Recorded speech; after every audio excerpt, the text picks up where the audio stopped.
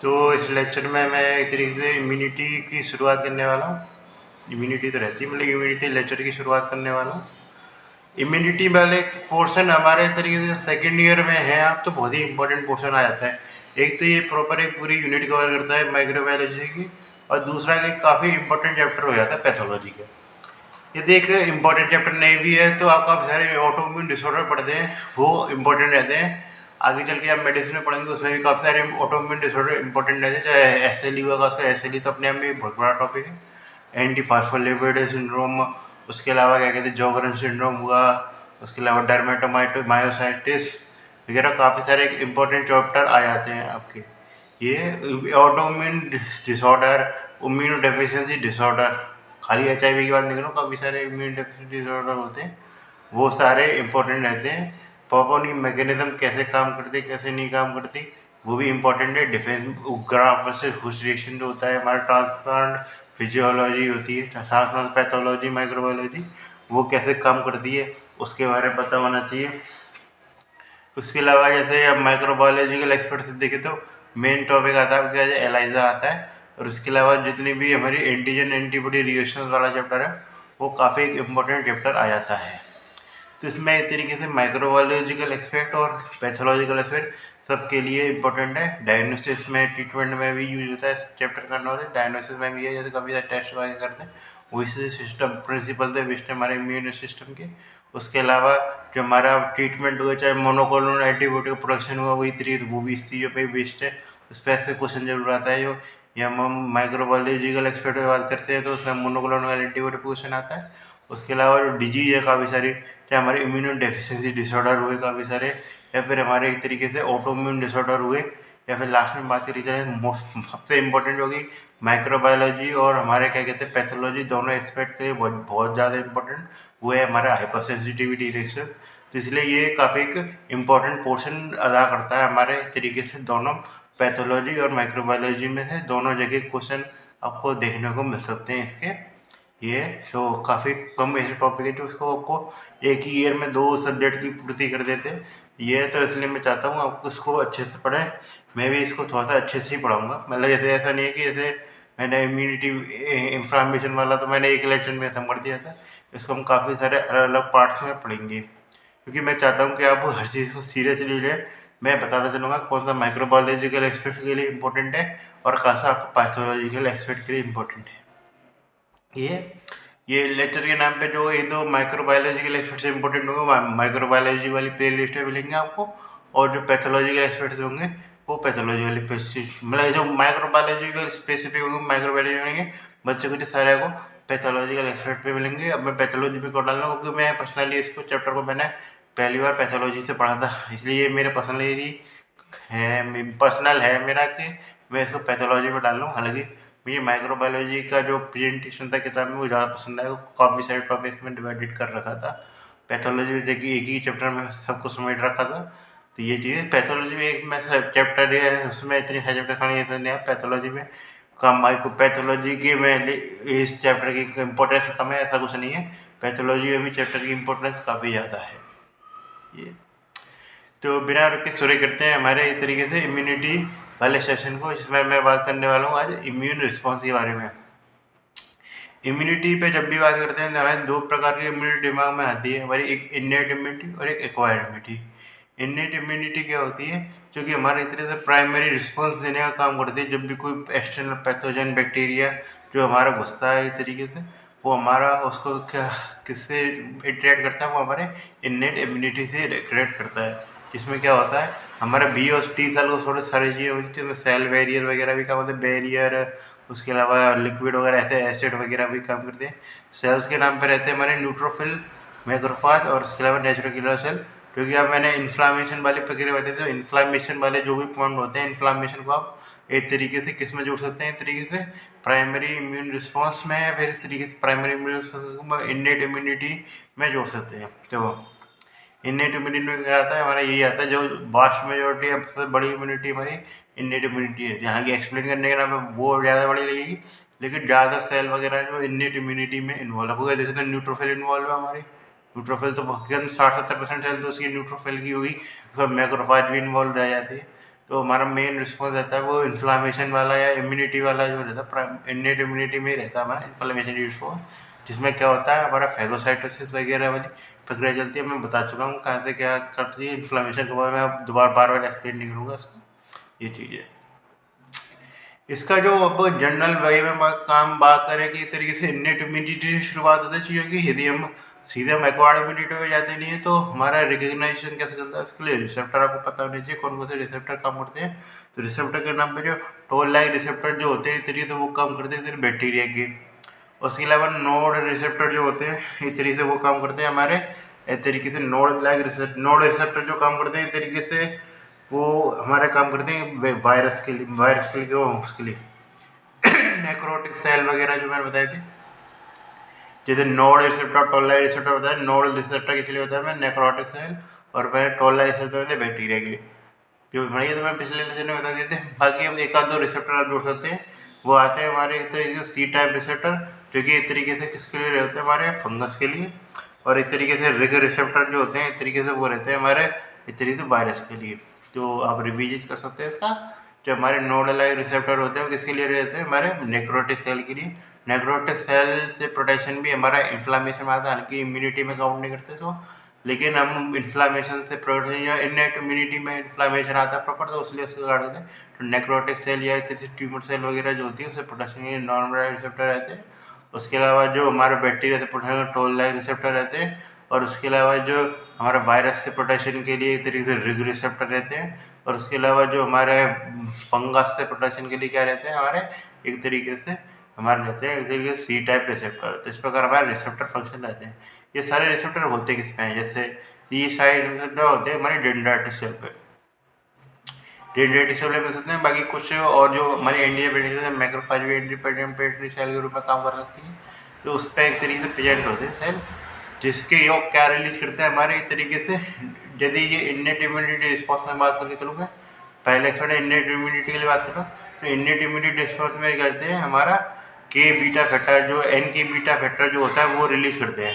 Nuclear factor होता है के बीटा, ये रिलीज करते हैं। ये क्या करते हैं, ज़्यादा से ज़्यादा जो वाइट ब्लड सेल जो हुई हमारी WBC, जो एक तरीके से मैंने बात करी थी इन्फ्लामेशन तो मैंने बात करी थी, उसके अलावा एट्रैक्टिव फैक्टर जो होता है उसमें से भी एक होता है एन के बीटा, ये उसको रिलीज करते हैं, जो कि कहा ज़्यादा से ज़्यादा WBC इसको अट्रैक्ट करता है किसके तरफ, हमारे एक तरीके से इसकी तरफ, क्या कहते हैं हमारा जो है जहाँ पे साइट ऑफ इन्फेक्शन हुआ है उस तरफ एक तरीके से अटैक करने का काम करते हैं। बाकी और जैसे वायरस का इन्फेक्शन हुआ, तो जैसे बैक्टीरिया के केस में तो WBC चलेंगे, उस केस में तो कुछ काम है नहीं WBC का, उस केस में मतलब उस केस में तो WBC कुछ नहीं कर पाएंगे, उसमें तो वायरस तो अंदर घुस जाता है ना, कोई बैक्टीरिया कोई एक्स्ट्रा सेलुलर तो रहता नहीं है बैक्टीरिया की तरह, वायरस इंट्रासेलुलर घुस जाता है। उसमें जो हमारा रिलीज को होता है काम होता है वो इंटरफेरॉन है। इंटरफेरॉन के बारे में बता दें क्या मैकेनिज्म रहती है इंटरफेरॉन की। इंटरफेरॉन जो होता है एक तरीके से वो रिलीज इंटरफेरॉन की टाइप रहता है, इंटरफेरॉन अल्फा तो हमने पढ़ लिया था उस समय, तो इंटरफेरॉन बीटा गामा वगैरह रहते हैं। ये क्या करता है हमारा एक तरीके से जो प्रोलिफरेशन हो रहा था वायरस का एक तरीके से सेल के अंदर, जिसमें वो DNA का प्रोडक्शन RNA का प्रोडक्शन चल रहा था, ये तरीके से वायरस कैसे प्रोलिफरेट करता है कैसे नहीं करता है माइक्रोबायोलॉजी में पढ़ेंगे जब माइक्रोबायोलॉजी की सब्जेक्ट स्टार्ट होगी, तो उसमें हम वो प्रोलिफरेट करता है तो उसको क्या है कि ये इंटरफेरेंस जो फैक्टर जब रिलीज होते हैं तो ये क्या एक तरीके से प्रोलिफरेशन को ब्रेक डाउन कर देते हैं या एक तरीके से रोक देते हैं, जिसमें DNA या RNA प्रोडक्शन हमारा वो प्रॉपर हो नहीं पाता, मतलब उसका हमारा क्या प्रॉपर नहीं होता, जो इन्फेक्टेड सेल होता है तो हो नहीं पाता, उसके इसी कारण क्या है कि हमारा जो सेल वायरस की ग्रोथ है वो ज़्यादा हो नहीं पाती वायरस वाली। उसके अलावा ये MSC जो होता है रिसेप्टर के एक्सप्रेशन को बढ़ा देते हैं, और MSC रिसेप्टर किसके द्वारा रिकग्नाइज किए जाते हैं, साइटोटॉक्सिक T सेल के द्वारा रिकग्नाइज किए जाते हैं, याद रख लेना, क्योंकि इस तरीके से इस प्रकार वायरल सेल को किल करने का नेचुरल किलर सेल भी करती है, लेकिन वो क्या हमारे MSC रिसेप्टर को रिकग्नाइज नहीं करती, वो रिकग्नाइज करती हैं जो हमारे खाली की खाली इस तरीके से हमारे दो रिसेप्टर को रिकग्नाइज करती है, जिसमें हमारा एक आता है इस तरीके से पता नहीं क्या आता है नाम था CD56 को रिकग्नाइज करती है, और CD16 को रिकग्नाइज करती है। हाँ, CD56 और CD16 को रिकग्नाइज करने का काम करती है नेचुरल किलर सेल। ये इस प्रकार हमारा काम करता है। इस तरीके से हमारा इन्नेट में दोनों का रिस्पॉन्स सेम होता है। मैंने बताया था प्रो एंजाइम या ग्रे परफोरिन या ग्रे एंजाइम बी से एपोप्टोसिस का वगैरह सिस्टम चलता है। अब मैं बताऊंगा नहीं उसको, मैं उसी समय बताते हैं एपोप्टोसिस क्या होता है क्या नहीं होता। ये एपोप्टोसिस का काम करता है परफोरिन ग्रे एंजाइम बी की सहायता से, ये पोर बनाने का काम करते हैं ये, ठीक है।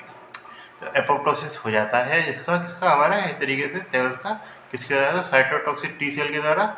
यदि किसका एक्सप्रेशन होता है, एमएससी का। यदि CD16 और क्या कहता है हमारा इस तरीके से CD56 इसके द्वारा एक्सप्रेशन हो रहा है, उसको रिकॉग्नाइज करने का काम करती है हमारी नेचुरल किलर सेल। ये अब हम बात करते हैं प्रॉपर एक तरीके से किसके बारे पे, हमारे एक्वायर्ड इम्यूनिटी वाले सिस्टम पे, जिसमें बी सेल और टी सेल काम करती है। तो जैसे मैंने डेंड्राइटिक सेल के लिए बता दिया था, इस तरीके से एंटीजन प्रिटेंसिव सेल के रूप में काम करती है। ये एन के बीटा वाला फैक्टर जो होता है रिलीज करती है। उसके अलावा जो एडेप्टिव इम्यूनिटी होती है उसमें भी इसका काम रहता है। तो ये क्वेश्चन आपसे पूछा जा सकता है, काफ़ी बार मेरे पेपरों में क्वेश्चन आया था, काफ़ी माइक्रोबायोलॉजी में भी एमसीक्यू में दिख रहा होगा, कर लीजिएगा। तो यदि आप वो किसको फॉलो करते हैं, हम किताब का नाम भी भूलिएगा, मैं माइक्रो ले लीजिएगा ये। तो उसमें को काफ़ी ये क्वेश्चन आता है कि इतनी कौन सी सेल है जो हमारे दोनों एक तरीके से इम्यूनिटी में, चाहे हमारी इननेट इम्यूनिटी हो या हमारी एक्वायर्ड इम्यूनिटी हो, दोनों में पार्टिसिपेट करती है। क्वेश्चन काफ़ी बार पॉपुलर क्वेश्चन है माइक्रोबायोलॉजी का। तो उसमें कुछ आंसर जाता है हमारा इस तरीके से, डेंड्राइटिक सेल इननेट इम्यूनिटी में भी भाग लेती है और हमारा एक्वायर्ड इम्यूनिटी में भी भाग लेती है। दोनों जगह इसकी इंपॉर्टेंस है। कैसे इंपॉर्टेंट है, इननेट इम्यूनिटी को बता दिया, एक्वायर्ड इम्यूनिटी का मैं बता रहा हूँ। तो इननेट इम्यूनिटी में जब भाग ले लिया इसने तो क्या करती है, यदि इननेट इम्यूनिटी से तो रिस्पॉन्स नहीं आ रहा काफ़ी बार, तो ये क्या करती है, हमारा माइक्रोस जो होते हैं इस तरीके से वो किसके द्वारा प्रेजेंट किए थे, एंटीजन प्रेजेंटिंग सेल के रूप में काम करती है, जो कि क्या करते हैं इस तरीके से इससे अटैच हो जाते हैं। मैं बताया टोल लाइसिस्टर वगैरह से अटैच हो गया। तो ये क्या करता है, हमारा एमएससी का एक्सप्रेशन करता है।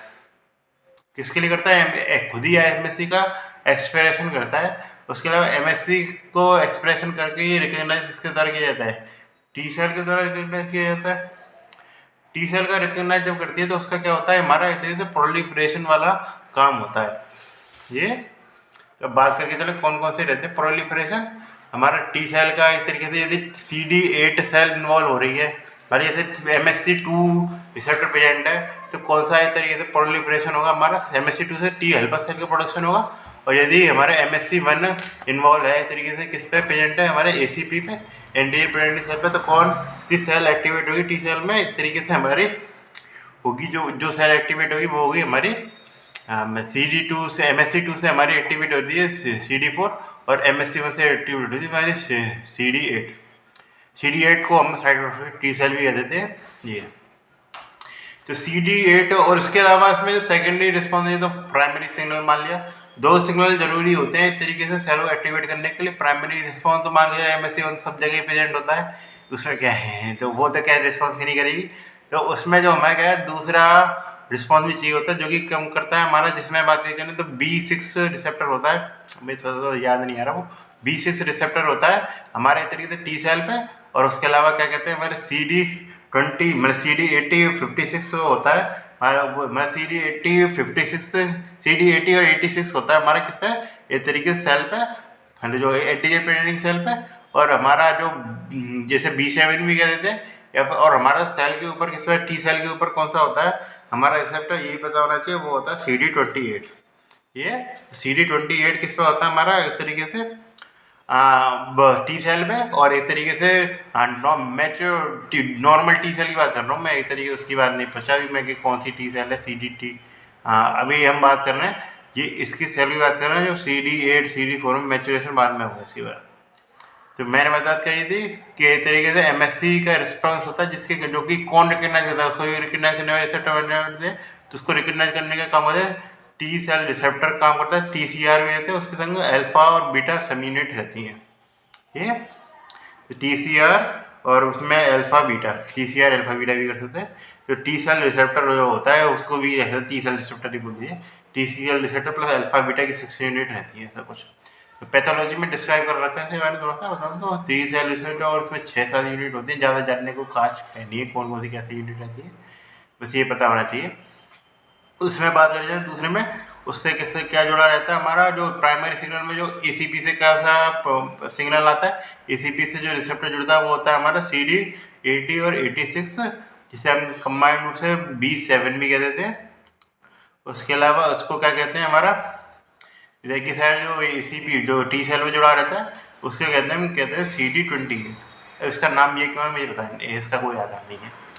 इसके कारण क्या होता है, ये दोनों सिग्नल होते हैं, इसको टी सेल को एक्टिवेट करते हैं। टी सेल के एक्टिवेशन से क्या होता है, हमारे टी सेल के एक्टिवेशन से हमारा एक तो मैच्योर टी सेल रिलीज होती है, जिसे क्या कहते हैं तरीके से साइटोटॉक्सिक टी सेल कहते हैं। अब उससे पहले ये मुझे पता होना चाहिए कि तरीके जो पर प्रोलिफरेशन जो होता है तरीके एक्टिवेशन में, प्रोलिफरेशन में इंटरल्यूकिन 2 जो फैक्टर होता है हमारा मेजर कर सकते हैं हम चाहे तो। इंटरल्यूकिन 2 जो फैक्टर होता है वो मैच्योरेशन के लिए जिम्मेदार रहता है। ये इस तो मैंने बात की साइटोटॉक्सिक टी सेल का प्रोडक्शन हो गया। साइटोटॉक्सिक टी सेल क्या करेगी, वही काम है। साइटोटॉक्सिक टी सेल जो हमारे जैसे MSC1 लेके आए साइटोटॉक्सिक टी सेल बनी, तो वो एक तरीके से सीधे जो हमारा बैक्टीरिया उसको नष्ट कर देगी, क्योंकि उसको पता चल गया कि इसमें कौन सा MSC का रिप्रेजेंट हो रहा है। MSC जो होती है MSC1 वो सारी सेल रिप्रेजेंट करती है, चाहे बैक्टीरिया हुआ चाहे वो हुआ हमारी नॉर्मल सेल हुई, बस उसमें थोड़ा सा MSC1 की टाइप पे डिफरेंस आ जाता है जीन्स में।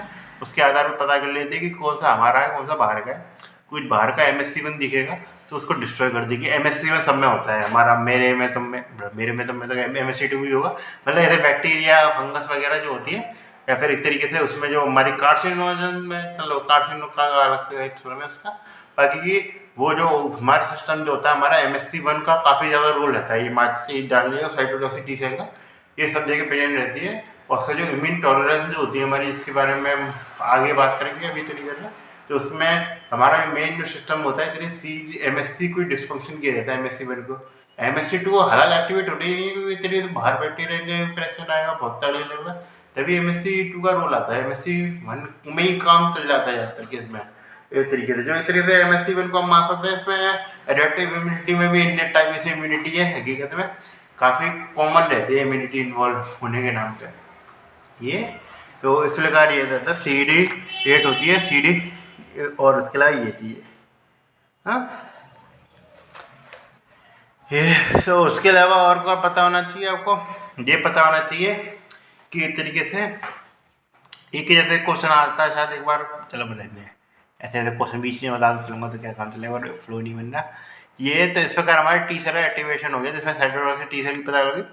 जब MSC2 का एक्सप्रेशन होता है तो इसका मतलब ये है कि कुछ ना कुछ चीज़ बड़ी है, कुछ मेक इट लार्ज ये चाहिए। इसमें ये चाहिए तो हमारा थोड़ा सा एक बड़े लेवल का इम्यून रिस्पॉन्स चाहिए होता है। तो बड़े लेवल का इम्यून रिस्पॉन्स के लिए हमारे क्या टी हेल्पर सेल होती है, उसमें हेल्पर भी काम करते हैं काफ़ी सारे हेल्पर। मतलब ये तो MSC1 तो एक्टिवेट हो ही गया, ये चीज़ मैं सोचना मत कि MSC1 एक्टिवेट नहीं हुआ कि कोई सेल सीधी की MSC2 को एक्टिवेट हो रही है, ऐसा कभी नहीं होता।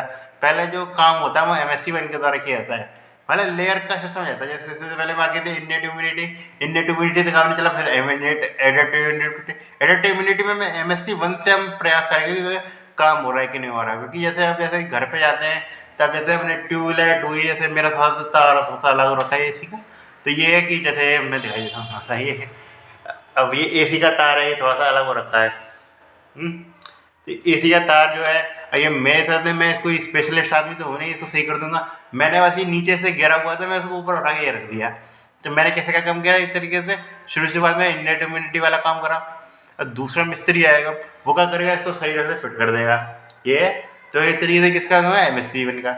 हम मान के चले AC खराब हो जाए जैसे AC लग रहा है, ये AC खराब हो जाए मान के चले, तो AC खराब हो जाए तो उसमें कोई स्पेशलिस्ट आदमी चाहिए होता है ना, मतलब उसमें भी स्पेशलिस्ट MSC वाला तो आएगा ही आदमी, लेकिन उसका कुछ हेल्पर भी तो चाहिए होंगे ना, ये ना। इस प्रकार हमारा सिस्टम काम करता है प्रॉपर, जिसमें हम एडेप्टिव इम्यूनिटी इन्नेट इम्यूनिटी, मतलब ये नहीं होगा कि कभी भी कि हम सीधे बहुत ज़्यादा काम करने वाले चीज़ पे पहुँच जाएंगे। हम सीधे हम चाहे एक हमारा कोई थोड़ा बहुत तार को फिट करने को हेल्पर बुला के चलाएगा नहीं आदमी, ये चीज़ है ना। तो इस प्रकार हमारा सिस्टम काम करता है, यहाँ तक कि अब मैं थोड़ा सा मैं उससे फिट करने वाली बात है, मैं भी फिट कर सकता हूँ उसको, ये चीज़ें। तो उस प्रकार हमारा सिस्टम जो है वो काम करता है किसमें, हमारे इम्यूनिटी में। अब जिसमें मैंने एक्सप्लेन नहीं करा उसको, तो जैसे हमारे लास्ट पार्ट में पहुँचे हैं, इसमें हमको हेल्पर भी जरूरत पड़ रही है, खाली हम साइटोटॉक्सिक टी सेल से काम नहीं चल रहा हमारा। तो साइटोटॉक्सिक टी सेल को के काम करने के लिए हमको हेल्पर चाहिए। तो हेल्पर जो हमारे आते हैं वो आते हैं हमारी मेनू से 3 आते हैं, CD में टी हेल्पर 1, टी हेल्पर 2 और उसके अलावा टी हेल्पर 17, जिसके बारे में चर्चा की नहीं जाती है उतना ज़्यादा। मैं चर्चा कर रहा हूँ क्योंकि वो थोड़ा सा इंपॉर्टेंट है, क्योंकि चर्चा नहीं करी है मैंने कभी भी उसके बारे में। तो 70 टी हेल्पर 1 के बारे में बातचीत करें, वो मैंने इसके बारे में शायद इन्फॉर्मेशन में भी बताया था कि ये क्या रिलीज करता है। टी हेल्पर 1 जो होता है वो रिलीज करता है हमारा इंटरफेरॉन गामा और इंटरल्यूकिन 2। तो इंटरफेरॉन गामा याद रखें मेन, तो इंटरल्यूकिन 2 याद रखें नहीं रखें। इंटरफेरॉन गामा क्या करता है, हमारा मैक्रोफेज एक्टिवेशन करने का काम करता है। किससे बताता है, M1 पाथवे से।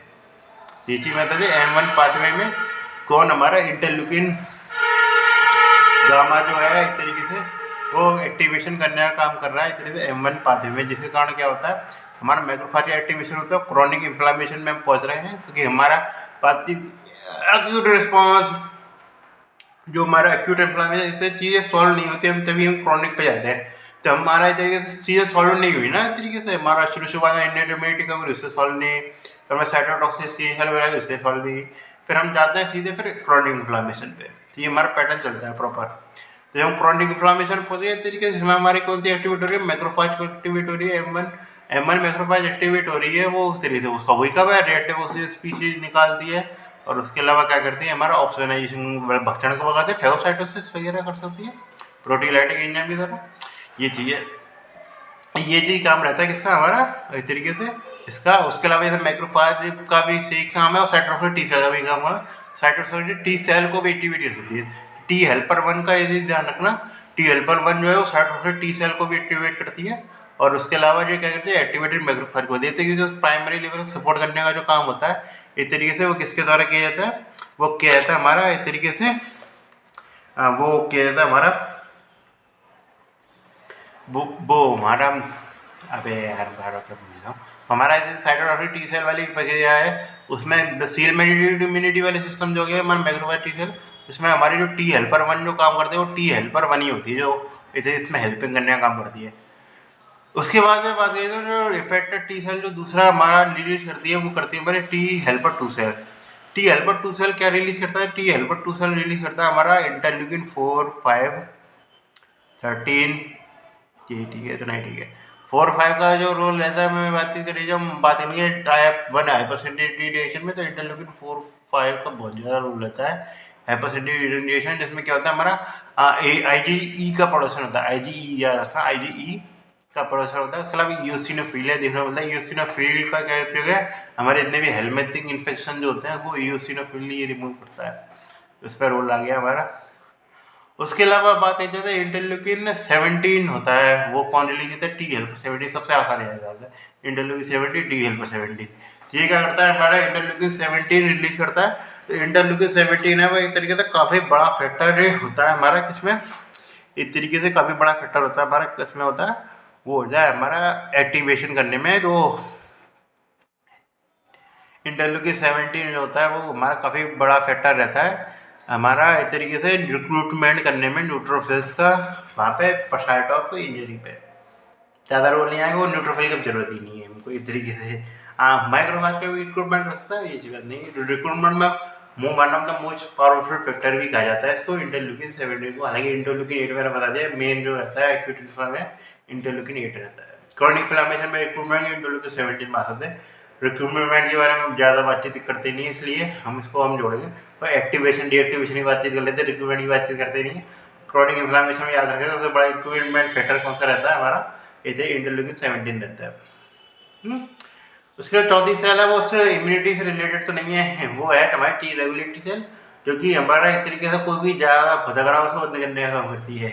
इतने सारे आदमी आए, कोई ना कोई तो कंट्रोल करने वाला आदमी भी तो सही है ना, ऐसा तो है नहीं खुले साण की तरह छोड़ देंगे इनको।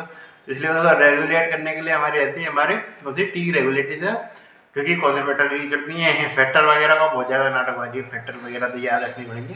तो वो फैक्टर मैंने बात थे एंटी इंफ्लामेटरी फैक्टर बताए थे, कौन से थे, एंटी इंफ्लामेटरी में TGF बीटा बताया था, और उसके अलावा बताया इंटरल्यूकिन 10। तो TGF बीटा और इंटरल्यूकिन 10 जो होते हैं वो टी रेगुलेटरी सेल जो होती है वो रिलीज करती है। तो ये चीज़ है, तो ये एक तरीके से इन्फ्लामेशन रिस्पॉन्स जो जा रहा होता है उसको कम डाउनग्रेड करने का काम करती है। तो इस प्रकार हमारे सारे सिस्टम है, चाहे हमने एक तरीके से इम्यूनिटी रिस्पॉन्स की बात की, टी सेल मीडिएट इम्यूनिटी, हाँ इतनी बी सेल की तो बात करनी पड़ी, इसमें बी सेल के साथ जाएंगे। तो बे टी सेल जो होती है टी हेल्पर सेल, उस पर क्या होता है हमारा रिसेप्टर प्रेजेंट होता है, वो CD40 होता है। तो CD40 की सहायता से क्या करती है, एक तरीके से जो CD40 लिगैंड होता है एक तरीके किस पे, CD4 सेल या टी हेल्पर सेल पे, और वो क्या करती है हमारा इस तरीके से बी सेल को एक्टिवेट करने का काम करती है। बी सेल एक्टिवेट होती है और उससे क्या होता है हमारा बी सेल प्लाज्मा सेल में डेवलप होती है। उसके अलावा और क्या काम कर सकती है ये CD40 लिगेंड वाला। CD40 लिगेंड बहुत ज़्यादा इंपॉर्टेंट है, इस पर याद रखेंगे। और चलो इतनी में बकवास याद करी गई थी, उसको याद रखे नहीं रहा। CD40 का जरूर याद रखना है। तो CD40 इस तरीके से उसको लिगेंड को निकालने का लिगेंड किस पे होता है, मतलब टी हेल्पर सेल पे होता है, किसी में भी हो सकता है, उसकी बात नहीं। हाई टी हेल्पर 2 सेल ज़्यादा मोस्ट प्रोमिनेंट हो सकता है, क्योंकि वो टी सेल मीडिएटेड इम्यूनिटी में ज़्यादा इंपॉर्टेंट, सेल मीडिएटेड इम्यूनिटी में ज़्यादा रोल है उसका, ह्यूमरल इम्यूनिटी में नहीं है। तो ह्यूमरल इम्यूनिटी में किसका रोल है हमारे, इस तरीके से ये चीज़ आता है। टी सेल का जो होता है हमारा सेल मीडिएटेड में होता है, ह्यूमरल में भी होता है। इससे ये पता लग सकती है हेटेरोटॉक्सिक टी सेल का, मैक्रोफेज वगैरह इनका तो इससे सेल मीडिएटेड इम्यूनिटी में रहेगा। और बाकी के जो हमारा बी सेल है उसका इस तरीके से ह्यूमरल इम्यूनिटी में भी रोल रहता है। अब ह्यूमरल इम्यूनिटी कैसे काम करती है, तो बी सेल जो होती है वो इस तरीके किसी प्रकार एक्टिवेट हो सकता है। हमारा मैक्रोफेज भी आ जाए, मैक्रोफेज में नहीं, मतलब माइक्रोफेज सीधे भी बी सेल को एक्टिवेट कर सकता है ना, सोसाइटी वो सीधे नहीं कर सकता, लिम्फोसाइट चाहिए। तो वो क्या करता है, हमारा बी सेल जब भी एक्टिवेट होती है, चाहे वो टी सेल की सहायता से हो रही है, चाहे इतनी की सहायता से हो रही है, वो क्या रिलीज करती है हमारी प्लाज्मा सेल। ह्यूमरल इम्यूनिटी पे आ गया है, वो रिलीज करती है प्लाज्मा सेल। प्लाज्मा सेल जो होती है फिर वो रिलीज करती है हमारी एंटीबॉडीज। हाँ, उसके रिकॉग्नाइज रिसेप्टर के वो एंटीबॉडी जो होते हैं, तो इसे बाइंड करते हैं किसके साथ, किसको, हमारे रिसेप्टर को, जो इस तरीके से माइक्रोस्कोप बाइंड करने का काम करती है हमारे। इतनी जो प्रेजेंट होता है माइक्रोस कहाँ प्रेजेंट होता है, हमारा जो माइक्रो प्रेजेंट होता है हमारा एंटीबॉडीज पे, जो एंटीजन है वहाँ पे जो माइक्रोस प्रेजेंट, मतलब माइक्रोब के एंटीजन से जुड़ने का काम करती है। जिसके कारण क्या होता है, जब भी जुड़ती है हमारे उसको घेर लेती है, और घेरने के कारण क्या होता है, जैसे न्यूट्रलाइजेशन हो जाता है हमारा एक तरीके से, किसका, हमारा जो माइक्रोब है उसका न्यूट्रलाइजेशन हो जाता है। कोई भी टॉक्सिन वगैरह जो होता है तो फंक्शन नहीं कर पाता, जो टॉक्सिन वगैरह होता है सारे न्यूट्रलाइजेशन किया जाता है। तो अब खाली न्यूट्रलाइजेशन करना भी तो काम काफ़ी नहीं है, हम उसको डिस्ट्रॉय करना प्रॉपर। डिस्ट्रॉय करने के लिए जो हमारा मैकेनिज्म होती है वो 3 काम करती है। एक तो मैंने बताया था नेक्स्ट सेल होती है, वो इन्नेट इम्यूनिटी में भी काम आ जा सकती है। और उसके अलावा मान के चले ये रिसेप्टर वगैरह जो है ये हमारे नॉर्मल भी तो हो सकते हैं ना, नॉर्मल वे में ये इम्यूनिटी वगैरह, इधर नॉर्मल वे में तो इम्यूनोग्लोबिन प्रेजेंट होता ही है ना शरीर के अंदर, तो नॉर्मल वे में इम्यूनोग्लोबिन प्रेजेंट होता है, तो ये प्राइमरी रिस्पॉन्स में भी जाके जुड़ सकते हैं तरीके से। जैसे मतलब BCL लिगैंड का मैंने बताया था एक्वायर्ड इम्यूनिटी में, तो स्विचिंग का काम चला था, IgM से IgG में स्विच हो रहा था, जैसे अब IgG रिलीज हो रहा है। लेकिन IgM तो B सेल वैसे भी रिलीज करती है ना नॉर्मल केस में, कोई मैक्रो वगैरह पहचान लेती है, डेंड्राइट सेल वो भी इस तरीके से B सेल भी अपने लेवल पे पहचान सकती है इस तरीके से एंटीजन प्रेजेंटिंग के रूप में। तो B सेल जब रिकॉग्नाइज कर लेती है उसको, तो वो भी तो रिलीज कर सकती है इस तरीके से, क्या हमारा इम्यूनिटी प्लाज्मा सेल से IgM बन सकता है। तो IgM का एक तरीके से रोल आ जाता है हमारा इस तरीके किसमें, इन्नेट इम्यूनिटी में रोल आ सकता है। अलग ह्यूमरल इम्यूनिटी ऐसा नहीं है, फिर उसको मैं ज़्यादा आइडेंटिफाई नहीं करेंगे। पर ये कि जुड़ जाती है तो उसमें क्या है कि जो हमारा तो इस तरीके SC रिसेप्टर होता है, इस तरीके से जो एंटीजन होता है, एंटीजन स्ट्रक्चर देखिए तो 2 हमारे डंडे ऊपर साइड में जैसे एंटीजन प्रेजेंटिंग साइड होती है, और नीचे होता है FC रिसेप्टर होता है। FC रिसेप्टर जो होता है हमारा इस तरीके से उसको रिकॉग्नाइज किया जाता है किसके द्वारा, नेचुरल किलर सेल के द्वारा। उसके अलावा मैक्रोफेज भी रिकॉग्नाइज कर सकती है। यदि उसको नेचुरल किलर सेल रिकॉग्नाइज करती है तो वो क्या करते हैं, उसको ऑप्शनाइजेशन को उसको डिस्ट्रॉय करने का काम करती थी, जो मैंने मैकेनिज्म बताई थी पोरफायरिन, और उसके अलावा ग्रेन बी की सहायता से उसको एपोप्टोसिस कर देगी माइक्रोब का, जिससे हम कहते हैं एंटीजन डिपेंडेंट सेलुलर साइटोटॉक्सिसिटी। नाम याद रखिए, एंटीजन डिपेंडेंट सेलुलर टॉक्सिसिटी, इसका सेपरेट क्वेश्चन आ सकता है 2 नंबर का, एंटीजन डिपेंडेंट सेलुलर साइटोटॉक्सिसिटी। उसके अलावा बात करें तो फैगोसाइटोसिस मैक्रोफेज के द्वारा भी किया जा सकता है, किसके द्वारा बता दें, मैक्रोफेज के द्वारा भी फैगोसाइटोसिस किया जा सकता है। ठीक है, उसके अलावा लास्ट में एक चीज़ आती है, वो बात है हम कॉम्प्लीमेंट सिस्टम। कॉम्प्लीमेंट सिस्टम में बात की जाए तो उसमें 2 पाथवे रहते हैं हमारे एक्टिवेशन के, मतलब एक्टिवेशन का जो हमारा इम्यूनोग्लोबिन है उसका क्या है कि मेन पाथवे रहता है हमारा इधर क्लासिकल पाथवे, जो कि हमारा इम्यूनोग्लोबिन के द्वारा एक्टिवेट होते हैं सबसे ज़्यादा। कौन सी मैंने बताया था, इसमें इन्नेट इम्यून शुरुआत में चल रहा है, कौन सी इन्वॉल्व है, IgM इन्वॉल्व है। IgM का मोस्ट प्रोमिनेंट रोल रहता है किसमें, हमारे इस तरीके से कॉम्प्लीमेंट सिस्टम के एक्टिवेशन में। तो IgM एक्टिवेट होती है, वो क्या करती है, एक्टिवेट करके वो लास्ट में क्या करती है, 2 चीज़ें करती है, या तो मेमोरी अटैक कॉम्प्लेक्स बना ले, कॉम्प्लीमेंट सिस्टम में बात करूँगा अगले लेक्चर में। तो जब वो कॉम्प्लीमेंट सिस्टम में एक तो मेमोरी अटैक कॉम्प्लेक्स बनाए, तो मेमोरी अटैक कॉम्प्लेक्शन कराने से क्या होता है, इस तरीके से वो खुद ही डिस्ट्रॉय कर देगी।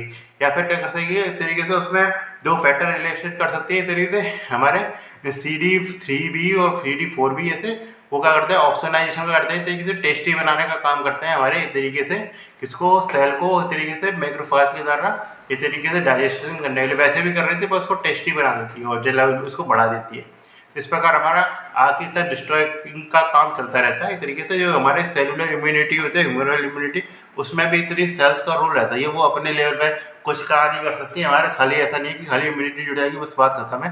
तो उसमें भी बात भी तरह से हुई, मैक्रोफेज या कॉम्प्लीमेंट सिस्टम ही होती है, उनका भी रोल रहता है।